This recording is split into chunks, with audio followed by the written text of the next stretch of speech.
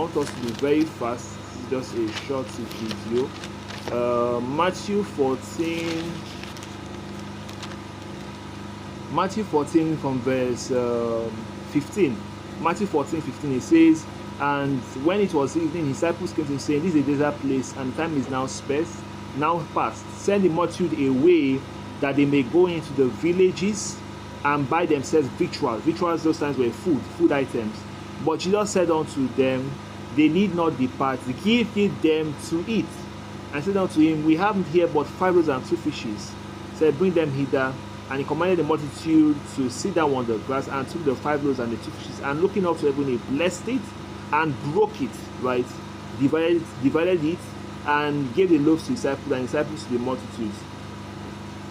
So what we have here, we see about Jesus here, that there was a scenario whereby the multitude followed him because of the mighty works and the signs he was doing, and they got to a place. So let's say, for example, in our contemporary time, right, wherever you are around the world, let's say the typical time for closing hours, let's say for convenience stores or for superstores, let's say it's 8 p.m.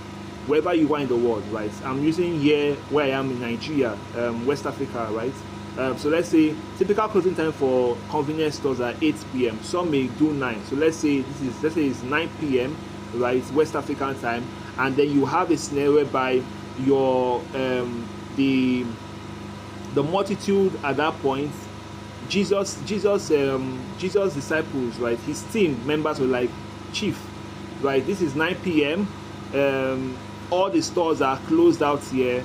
Please send these people back so that they can, peradventure, maybe when they go back, they may find some stores that may still be open, and then can go and get some food items, and then they can feed themselves. And Jesus was like, No, give them to eat.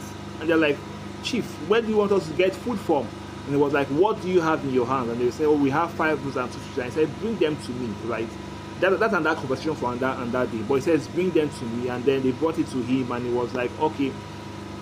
What he did was very profound. The details here are very profound. He said that he blessed it and he broke it.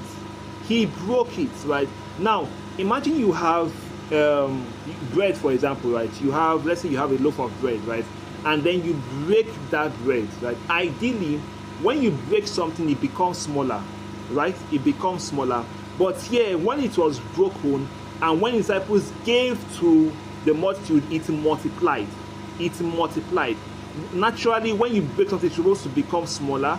But when they gave it to others, it multiplied. What does that mean? It means that delegation multiplies things.